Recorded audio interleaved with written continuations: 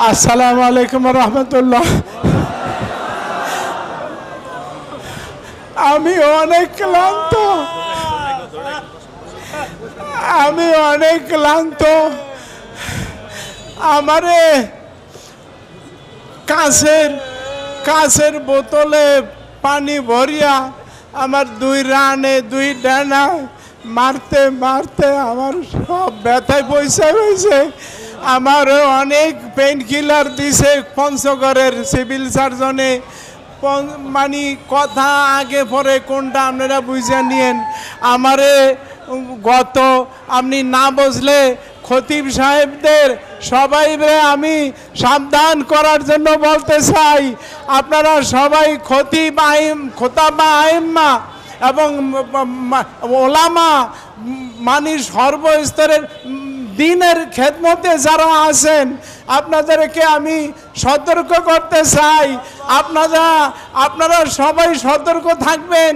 কাকে কোনখান দিয়া কবে কে কিভাবে কি করে এটা আপনারা জোকের কাজ থেকে কৃষক যেরকম সতর্ক থাকতে হয় আপনার এরকম থাকতে হবে।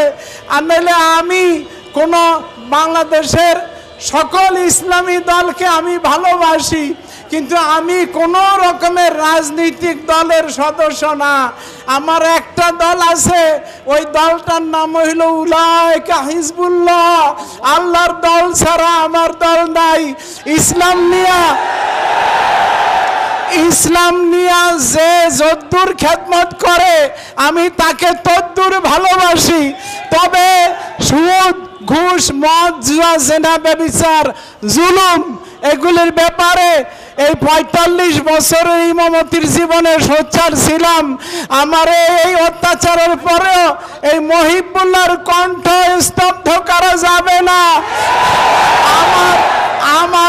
আমার এই 60 বছরের জীবন গেছে, আর কয়দিন আর বাঁচবো। আমারে যেইভাবে মহাসড়কে আনিয়া রাখছে মায়ের পিঠের পরে, অত্যাচারের পরে, একটা গাড়ি গেলেই আমি শেষ হয়ে যাইতাম গত পরশু রাত্রে। আমারে গত ডিসেম্বর মাস, ডিসেম্বর, ফেব্রুয়ারি, জুন, আগস্ট এই 4টা মাসে আমারে 4টা চিঠি দিছে বেনামে। প্রথম চিঠিটা লাগছে আপনি করিয়া, এরপরে চিঠিটা লাগছে তুমি করিয়া, এরপরে 2টা চিঠি লাগছে তুই করিয়া লাগছে, যে অনেক লম্বা। তো আপনারা সংক্ষেপে যে কটা মনে আছে ওই কটা বলি। 1 নম্বরে লেখছে, আপনারা সবাই টার্গেটে আছেন। ইমাম সাহেবেরা খতিব আইম্মা ওলামা ঘুমাইয়েন না। আমি বুড়া মানুষ, আমাকে এইভাবে টার্গেট করছে। আমি আর কোন কাজে লাগি? বুড়া মানুষ কতদূর পারি? একটু দৌড়েই তো পারি না। আমি ব্রেন টিউমার অপারেশনের রুগী, কিডনি অপারেশনের রুগী, দুর্বল। আমাকে যেইভাবে টার্গেট করছে আপনারা কেউ মুক্ত না। আপনারা খেয়াল করেন, লাগছে যে 1 নম্বরের দাবি না, এটা আদেশ করছে তুই এবং আমার কমিটির সেক্রেটারি, ক্যাশিয়ার সহ সবের লেখছে যে তোর খতিবেরে বলিয়া দে, এবং আমাকে লেখছে খতিব তুই। 1 নম্বরের আদেশ হইল অখণ্ড, আপনারা খুব কান খুলে শোনেন, মনে রাখতে চেষ্টা করবেন পয়েন্টগুলি। অখণ্ড ভারত মাতার পক্ষে কথা বলতে হবে। কারণ পূর্ববঙ্গে বাংলাদেশ স্বীকারই করে নাই, লাগছে পূর্ববঙ্গের ভারত ছাড়া আপন কেউ নাই। এই 1। 2 নম্বরে লেখছে ইসকনের চিন্ময় কৃষ্ণ মহাপ্রভুর জামিনের ব্যাপারে তুই মিম্বরে বসিয়া কৌশলে কথা বলবি। কৌশলে এক পক্ষে আমার কথা কইতে হইবে, আমার আদেশ করছে। কৌশলে কথা বলবি এবং বলবি তাকে আটকে রাখা ঠিক হচ্ছে না, এইভাবে তুই কথা বলবি। 3 নম্বরে লেখছে বাংলাদেশের সকল ধর্মভিত্তিক দল বিএনপি এবং এনসিপির বিরুদ্ধে কৌশলে কথা বলবি। আরও লেখছে এনসিপি পূর্ববঙ্গের সবচাইতে বড় শত্রু। আর ধর্মভিত্তিক দলগুলির বিরুদ্ধে কথা বলবি।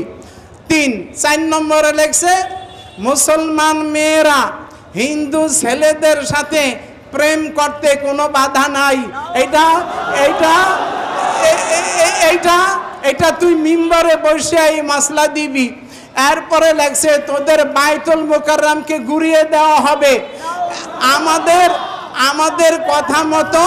আমাদের কথা মতো যদি তোরা চলস, এবং এই সেক্রেটারি ক্যাশিয়ারের আদেশ করছে তোদের খতিবেরে চাপ দিয়ে যদি এই কথা বলাস, তাইলে তোদের প্রত্যেককে 1 কোটি রুপি করে দেওয়া হবে। টাকা লেখে নাই, রুপি লেখছে, 1 কোটি রুপি। আর প্রথমেই যে লেখছে টিএনটি কেন্দ্রীয় মসজিদের আধিকারিক। এটি কোন দেশের ভাষা আপনারাই বুঝিয়ে নিয়েন। বাংলাদেশে কর্মকর্তা, অফিসার বা দায়িত্বশীল এরকম লেখে, কিন্তু ওই সমস্ত দেশে লেখে আধিকারিক। লেখছে টিএনটি কলোনি মসজিদের আধিকারিক। তোদের বলছি তোদের ইমামেরে এর আগে 10টা সিটি দিছি, আসলে দিছে 4টা, লেখছে 10টা সিটি দিছি, সে একটারও মূল্য দেয় নাই, তবে তার জীবন দিয়ে আমাদের সিটির মূল্য পরিশোধ করতে হবে, এই লেখছে।